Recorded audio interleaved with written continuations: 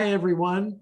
It's Henry DeVries. I'm the CEO of Indie Books International, and welcome to the Marketing with a Book podcast. Nothing great was ever accomplished alone. People had help getting to greatness, and that's what today's program is about. Getting booked as a professional speaker is not for the faint of heart, is not for the one-man band. It's not something that you can do well without some help. And that's what we're going to talk about today. But before we get to our program, we like to have our author roll call, where our authors from Indie Books International, who are a studio audience today, say hello and tell us about their book or their upcoming book. So we're going to start with Christopher, and then go to David, and then Joe. Well, hello, everybody. To anyone I don't already know, my name is Christopher Hodges. My upcoming book is Noble Automation Now, and I've just changed the subtitle to Innovate, Motivate, and Transform with Intelligent Automation. And I couldn't be more excited that Henry's going to help me get this out the door sometime shortly. And I'm living in Denver with Frank Lloyd Wright over my shoulder. Yes.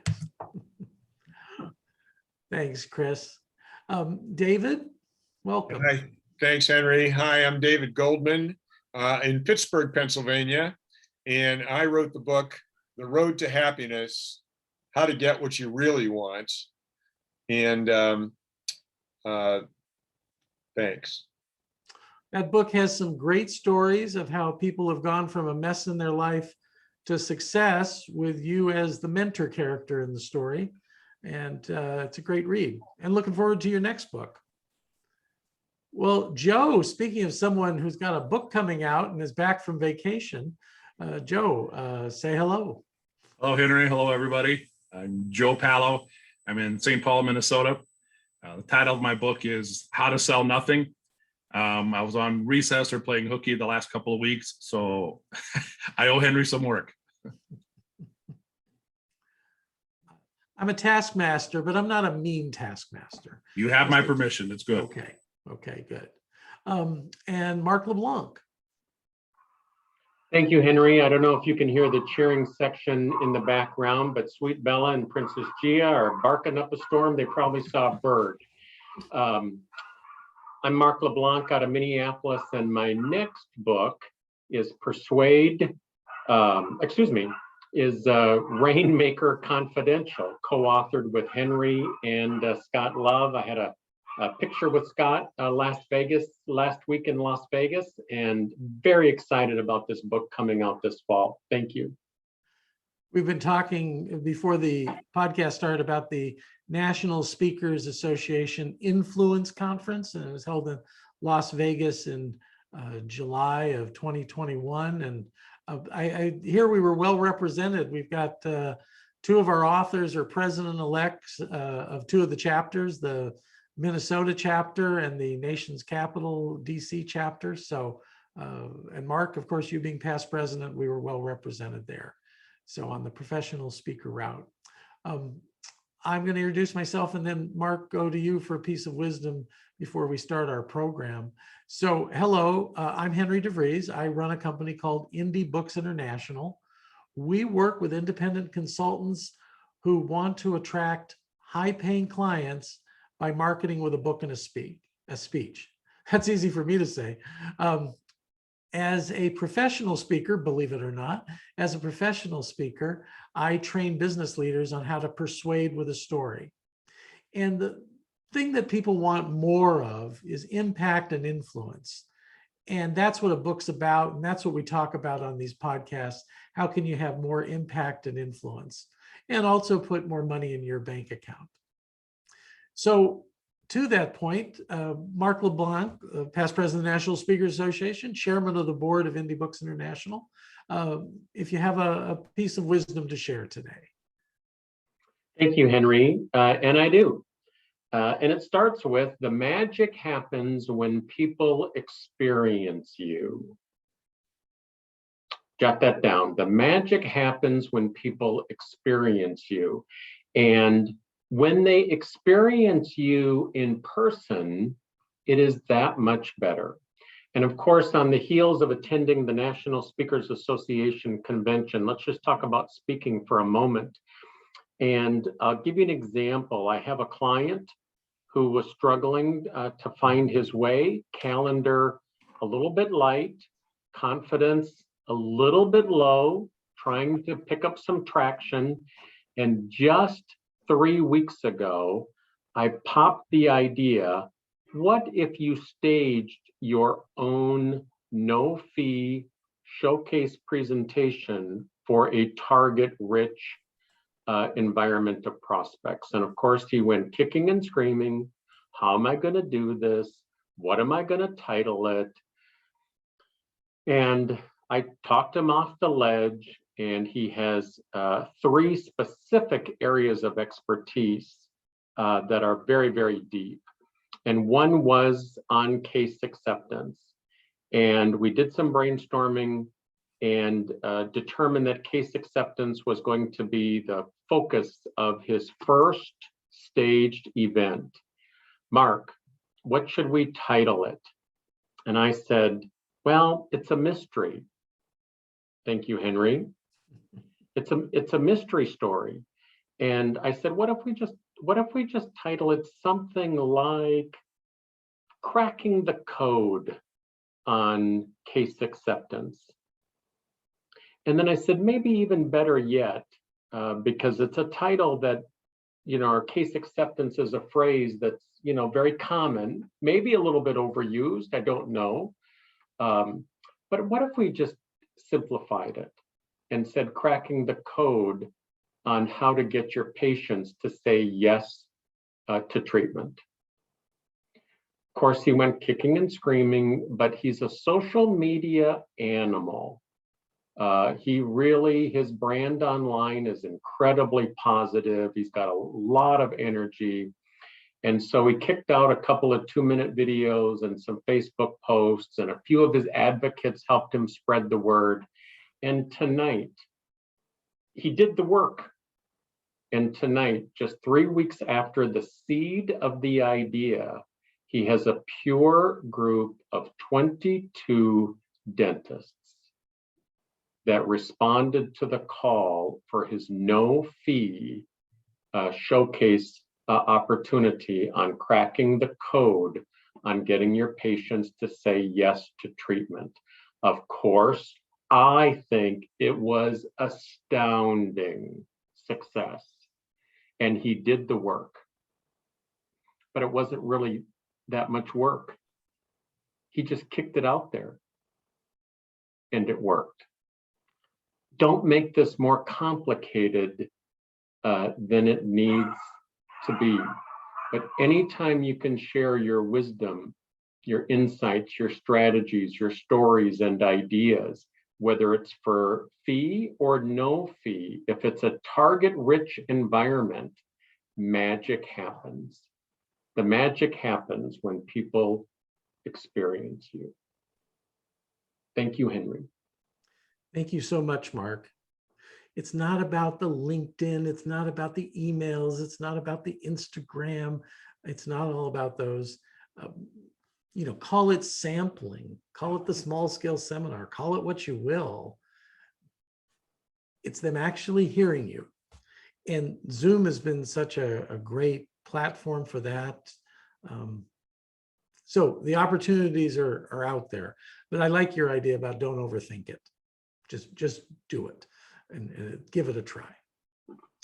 Now let's go on to speak about professional speaking. So many people become an author if they're a business expert or consultant so that they can have more impact and influence.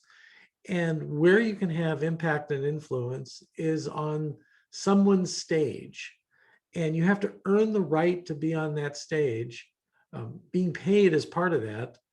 So you have to earn the right to be on the stage and be there to have that impact and influence. Well, what if you could spend 5 hours a week, carve out 5 hours a week, and you get on those stages that you want to get on? Well, to talk about that today, we've got Nona Prather of Prather Marketing Services. And I've known Nona for several years. She's been in the business, have helped others, formed her own firm.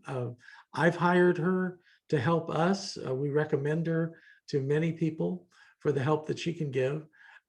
I'd like her to tell you her story today and give you her best advice on how you can get booked as a professional speaker. So Nona, thanks for joining us today. Hi, Henry. Thank you for inviting me. This is my first podcast, so I'm a little nervous, but extremely excited too.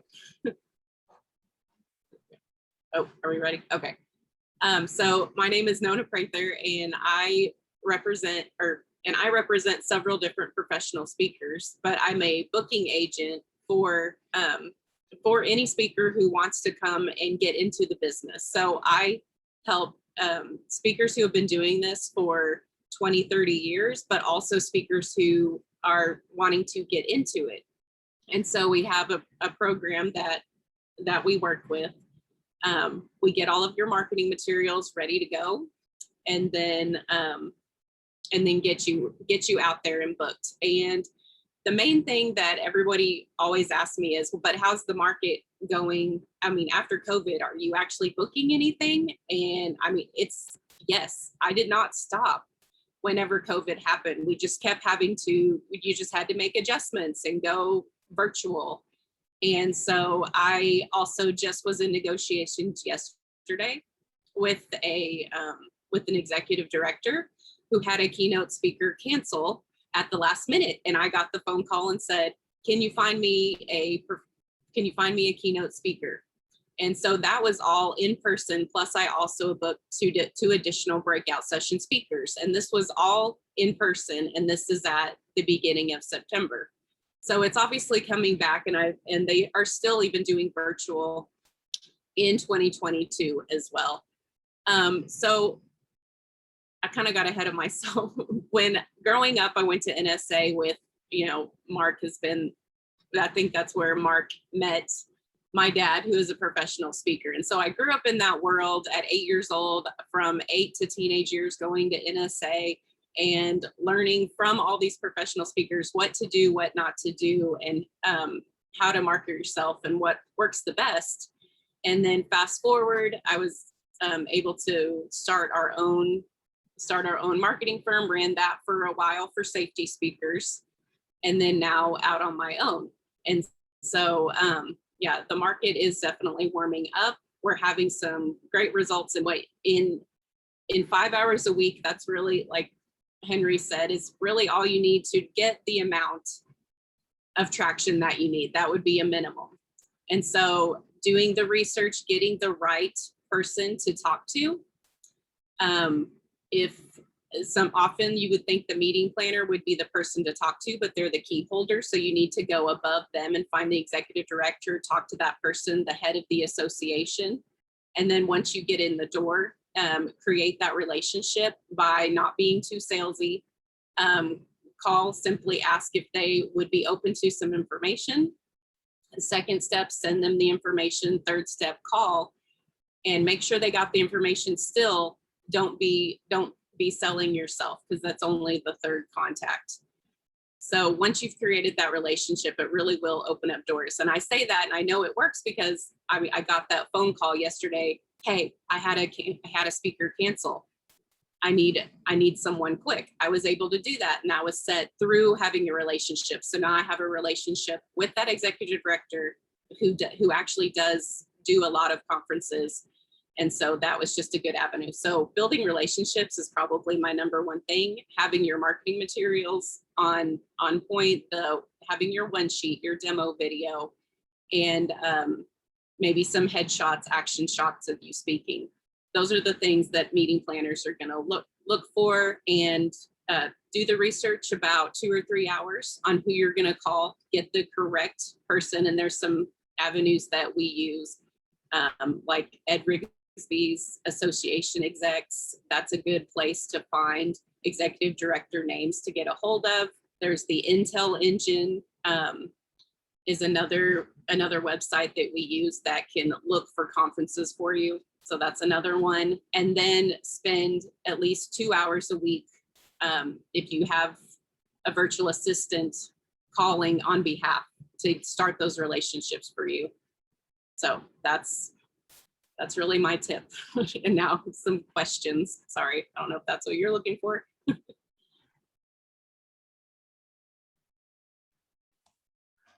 Thanks. Thanks for starting us off. Well, one question is, and I've seen it from you, that if you reach 10 people, what percentage are you going to hear nothing from? As the old country western song, if the phone ain't ringing, you know it's me. So what's that percentage? Yeah, you probably won't hear from like 9.5 of those people. So you have to get the voicemail and get the call back. So yeah, 9 times out of 10 or less, you're probably not going to get a call back. So you really have to be friendly on the phone. Don't leave too much information, so that way they say, oh, this is just a sales call, and immediately hang up. So yeah, 9 times out of 10, you're going to get a voicemail, and you just want to be able to get them the information. So put it in a way that makes them want to call you back. Yeah. I know Mark and I have compared notes through the years, and we've had figures like you might have to talk to 20 people, or contact 20 people to get one yes. And Mark's had a similar figure, maybe, that's 5%, maybe 4%. We don't have anything scientific, but just years of tracking these things, this is what it comes to. We'll talk about the one sheet. What do you think that has to be? So when you have a one sheet, you have to have the problem that you are working with. So how to persuade, and for Henry, for example, I actually use Henry's one sheet a lot as an example when I'm working with brand new speakers, because they state the problem, how marketing with a book in a speech, how to persuade with a story. So there's the problem that you're trying to solve. You need the bio and why you're the person who's going to solve that problem. You have those qualifying factors, like Henry owns Indie Books International, so he's qualified. He knows about books, and he knows how to sell books. He knows how to tell a story. And then 3 takeaways from the audience. Meeting planners, executives are always going to ask, well, what are the takeaways going to be for my audience? Why would I bring you in? What actionable items are they going to walk away knowing? How is this going to change their mindset in the workplace? How is this just going to change their mindset going forward? Okay. Well, let's recap the process again and where that one sheet fits in. So give us, break it down again. What's the process? On how to make one? No, how to get booked as a speaker. You gave us a pretty high level when you started about relationships and contacting people and all that, but let's just go really slow and deep on it. Okay, sorry. Oh, no. Yes, you need a one sheet. If you have a book, that's a selling factor, but you don't have to have a book. But first off, definitely have to have a one sheet, something that's going to sell you, kind of like when actors have a headshot with their information on it. Well, this is just you. You're being an actor. You're a speaker with your picture. And so you have to have that one sheet. So they have a summary of what you're going to do and a little bit about you. Because first off, you have to sell the topic first, and then you sell yourself. So a one sheet is always a must. And then a demo video or sizzle reel, like 5 to 10 minutes or so. They usually want to see you in action. So it can be a YouTube link, it can be a Vimeo link, just something that you can send to show yourself in action to the executive director, decision maker. Those are the 2 things that you definitely have to have. A website being, if you have a website, have a video of you presenting at the front. So that way, when they come up there and they're looking for you as a speaker, all your information for the meeting planner or executive director is right there on the front page. That's what I always suggest when I'm looking at a website. It doesn't have to be a professional website. You just have to have the information there, easy to read. That you don't want anybody that's thinking about bringing you in have to dig through your website and go through all the tabs to finally find the information, to find the one sheet or the video. It needs to be right there all up front on your website. Well, let's go. You have your pulse on the marketplace. What are some hot topics that people are looking for? Yeah, diversity inclusion is really big right now, and mental health. And I believe that when COVID happened, mental health became a really hot topic because a lot of people were struggling for many different reasons. And so we've definitely been getting a lot of requests for mental health, suicide prevention, and also diversity and inclusion in the workplace. We have sold conflict management. So anything that has to do with coaching in the workplace, but also recognizing mental health. Those two topics are really hot right now and what we probably see the most requested. Okay. So a member of the Indie Books family you work with, Frank King, definitely is on that mental health, suicide prevention. Yes. Is Frank pivoting at all right now, or could you share anything? Maybe you could introduce Frank to the audience and then talk about his approach right now. What he's doing. Yeah. Yeah. Well, Frank is a very busy guy. He was one of my first clients back in October when I really made Prather marketing public. And yeah, he's a suicide prevention speaker. And what really makes him stand out is he was a Tonight Show comedy writer with Jay Leno for 20 years. And so that just having that as a qualifying factor is really important. Because it doesn't necessarily tie into mental health or suicide prevention, but that makes him stand above the other mental health. Because if you say, I'm just a mental health speaker, well, there's a million of those out there. So you have to have some kind of qualifying factor that's going to make you stand out. And he definitely does that. And I have been getting a lot of requests for him. He's always doing a podcast. He's always either doing his own or he's on somebody else's. So he's always out there marketing himself. He has a social media manager that I think posts for him every day on LinkedIn and his social media. So he's really involved in his social media and also responds to everybody that comments on his post as well to keep engaged. So yeah, he's always doing something to promote himself, which of course makes my job easier as well. So I'd like to go back to when you talk to executive directors, when you do get one on the line, what are your techniques for building a relationship? You mentioned not being salesy. I imagine it's about being a resource, but could you expound on that, please? yes, don't just say, oh, I have a speaker, Henry DeVries, that will be perfect for you. Say, what kind of speaker are you looking for? Which I already know their topic before I call, but just want to let them tell me what they need and say, oh, you should check out Henry on my page, on my website. I can send you a one sheet. He would be great. And ask them about what are they doing with their event? Where are they in their planning? How many people do they expect to come? Ask them about them and what they're doing for the event. Get to know them a little bit more. They may tell you some of their struggles, and you'll be the first one that they call when they say, oh, I had a keynote speaker, a breakout session speaker drop out on me at the last minute. Can I get you to fill in? And it's because they feel like they know you as a person personally. They don't feel like you were just there just to sell your services or just to sell your book. So ask them more about themselves, really get them talking is the key. What a concept, asking people questions and then listening. Yeah. That's revolutionary. There you go. No, I'm not teasing you. I'm teasing all of us that go into that other mode so easily. Let me tell you how great I am. Yeah, exactly. What about having somebody in a position like you where we're not talking directly to them in the outset, but it's a third party? So how does that work to a speaker's advantage? Yeah, if you have someone like a virtual assistant or a booking agency that is working on your behalf, then you're going to seem more available to them because they don't have to ask you questions with the fear that you're going to hold them to something. Like they say, oh, well, you're a $10,000 speaker, would you come in for 9?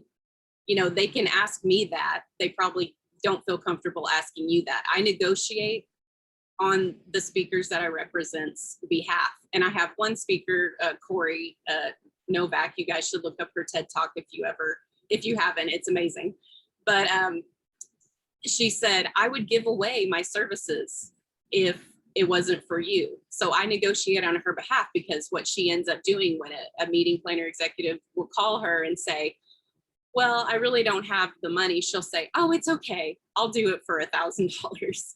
And I'm saying, no, we really would need a little bit, we really do need more. Like, I can negotiate on your behalf without them feeling threatened or without you feeling threatened as well. So having someone in the middle, virtual assistant, it's gonna help you stay where you need to be. You have somebody else's best, somebody else has your best interest going into it. So now, what about, instead of a website, using a LinkedIn page and really putting all that information on a LinkedIn page? Is that a good strategy? yeah, if you don't have a website, definitely make sure your LinkedIn is up to date, that your cover sheet goes along with what it says underneath your photo, that it's a good photo. Doesn't have to be professional headshot, but it shows you from here to here. And if it's an action shot of you speaking, that's great, but make sure the cover photo, the one in the back, and the nameplate right here, make sure it matches up, because I see all the time, it'll be like something random up here, like a quote that they like that has nothing to do with their topic. And then over here, they're like, suicide prevention. It's like, well, what does this have to do with it at all? So make sure that your LinkedIn ties in, and that you're, sharing articles that you think tie in. And so always be really engaging on LinkedIn, liking, commenting, sharing other people, messaging. Yeah, you can definitely, I've gotten quite a few contacts and been in negotiations with people who have come from LinkedIn directly that I've had messages with. So it's nice. Good. Now, advice to the author, they've just done their book. They haven't been a professional speaker yet. What's your advice on what they should look into, read, study? What do you have? Well, definitely work with Mark and Henry. That's someone who's brand new. I always say surround yourself with people who are smarter than you. So I have experts I have a video presence guy, Patrick, and then I have someone who can do a demo video for you. I have a writer on my staff actually that helps me write things. I just hired a ghostwriter. So yeah, I try to get as many people under my arsenal that I can say, if you need help in this area, I can help you. I have a lot of things I can do myself. I can help you get your one sheet, your demo video ready. But if you need more professional help, we can definitely set you up with somebody that can help. I think one of the secrets to all this is just what you said, is know what you're good at and then bring in specialists in other areas. Yes, you're all smart enough to do a lot of those things on your own, but there's only so many hours in a day. Exactly. There's one of my favorite Dilbert cartoons is the boss talking to the employee, and he says, we expect you to put 200 hours a week into this project. And she said, well, there's only 168 hours in a week. And he said, well, we expect your family to chip in some hours too. So the idea that, you have unlimited time is just ridiculous. We all have limited time and should spend that time in what we do best. Mm-hmm. When is it right for the author, the speaker, to get on the phone? When should they be doing the phone calling? What do you recommend there? Well, if you're doing all of your own marketing yourself, yeah, like you said, you're going to be on the phone pretty much all the time. But if you have anybody that can help you, I mean, whether you hire someone or if like my dad did when we were kids, and we made phone calls and had had spouses calling for us as well. So we basically bring in everybody so we can call as many people as possible. A lot of people don't have, I mean, as a professional speaker, if you don't make phone calls, if you're not out there promoting yourself and literally just getting on the phone, not just, you can send a million emails, you're not going to get responses from that. You have to be on the phone. They want to hear somebody's voice once they decide they want to talk to you. So, I mean, I had someone call and tell me, the only reason I called you back is because you took the time to actually pick up the phone and call me. And that was the only reason that person called me back. He said, you didn't just send an email or a LinkedIn message, you actually picked up the phone and called. So it piqued my interest. I mean, that says a lot.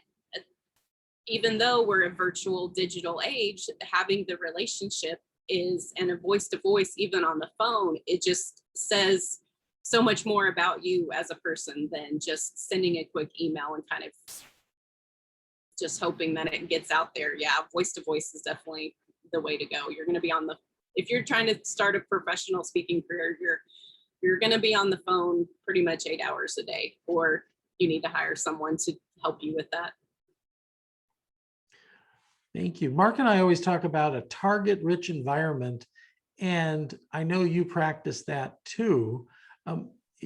Could you go back and tell us about those directories and databases that you use, that once you know who the target-rich environment is, then go after and find the right people? Yeah, so there's one that we use all the time. It's called the Intel Engine, and it's $35 a month. And it's Sam Richter is the person that starts. So I think it's actually, if you Google Sam Richter's Intel Engine, and it's $35 a month, they will, it's a database that shows you can put in, I could put in Henry DeVries in the speaker opportunities, and it will bring up everything in Google that can find exactly what you have spoken for. So, and you can also do that. You can search conferences in that. If you say, I want to know what the Voluntary Protection Association, who did they hire as a speaker? You can go on there and it will tell you, this is how many years, here's all of their past conferences. It's a really, yeah, Sam Richter's Intel Engine. It's RICHTER, sorry. Yeah, it's like I don't have the link right here in my head. And then another one is Ed Grigsby. He does a networking call every month, but he also, you can buy a membership through him, and it will give you access to all of the associations in the United States. And we look up associations all the time. We're constantly, I have the book over here. It's about this thick. And so it has all the associations in the world about this big. And we look through all of those and get those. Yeah. So Ed Grigsby, I see her typing. Yeah. Ed Grigsby's Association Execs. And he has a 30-day challenge that you can do that will help you start on your call journey and start on your reaching out to associations. So he has a 30-day Kickstarter that you can do, which I've done multiple times. I would recommend it to anybody. Now, for the advanced people, what are your tips for people who are more advanced at this? They're past the basics. Oh man, it's just how many people can we reach out to? We may adjust one sheet or the website a little bit, but anybody who's been speaking for 20 or 30 years, I actually love working with them because they don't expect miracles right off the bat. You know, someone who's beginning, you have to make a lot of cold calls. So, you know, the people who come with me who have a lot of experience, they may already have a database that they're working with, which is great. And then I just keep updating their database and their information, and just keep getting them out there and say, have you heard of this person? They may be kind of famous in their area. It's just keep reaching out, and there's always changing, like especially after COVID, executive directors who were there before COVID, they're not there now. It's definitely, it changed a lot. And so keeping up with all that. So I feel like when everybody did when they came back around at the end of last year and started thinking about putting together in-person and virtual conferences again, it was kind of an even playing field with new speakers and speakers who've been speaking for a long time, because there's been so much turnover. And so you had to start over again and start doing the same things, start doing the calls and building those relationships all over again. Now, what about fees? What, a professional speaker out there, what are the ranges? What do you advise on that? Yeah, typically we do about 5 for virtual or workshop breakout sessions, and then 10,000 for a keynote. And then I have some 3 or 4 day workshoppers that are, we did a $25,000 one of that. There was a 6-week training course. This was the confrontation management that ended up being 50,000. So there's really, I mean, they do have the money. You just have to, you have to ask for it. I think a lot of speakers come in and say, oh, I just want to get my message out there. Here's my book. I'll do it for $2,000. Well, I mean, they're going to possibly go for that other speaker who's $10,000, because you get what you pay for, which is a lot. That's a mindset. And a lot of executive directors have that mindset. Plus they have the budget for their speaker and they want to spend that budget. So you might as well start off high, because they don't want to lose their budget for next year. So you say, yeah, I'm a $10,000 speaker, and then negotiate from there.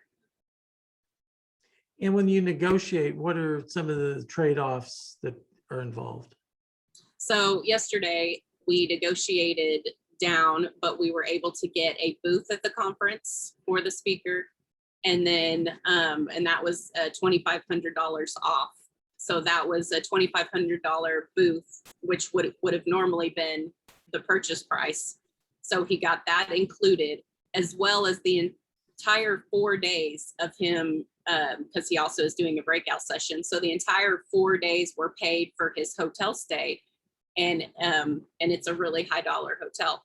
So we were able to negotiate with those. And then if you have a book as well, that's a really great negotiating tool. So bring your book in and say, when I'm negotiating, I'll say, my speaker has this book and they're willing to give 50 of them for free, or you can get a package of their books to put out at your, sometimes they'll have giveaways at conferences. So either somehow try to negotiate your book and use that as a negotiating tool if you have a book. Great. Well, in a future call, I think we really need to have Mark LeBlanc weigh in also on the negotiating and the, the 10 different things he uses to negotiate and all that. So that'll be something that we can have as a follow-up to this. Well, Nona, thank you so much for your time. Thanks for your valuable information. Very helpful. And we wish you continued success. Thank you, everybody who was on the call today and participated. We appreciate that. And we'll see you on a future podcast for Marketing with a Book. Thanks, everybody.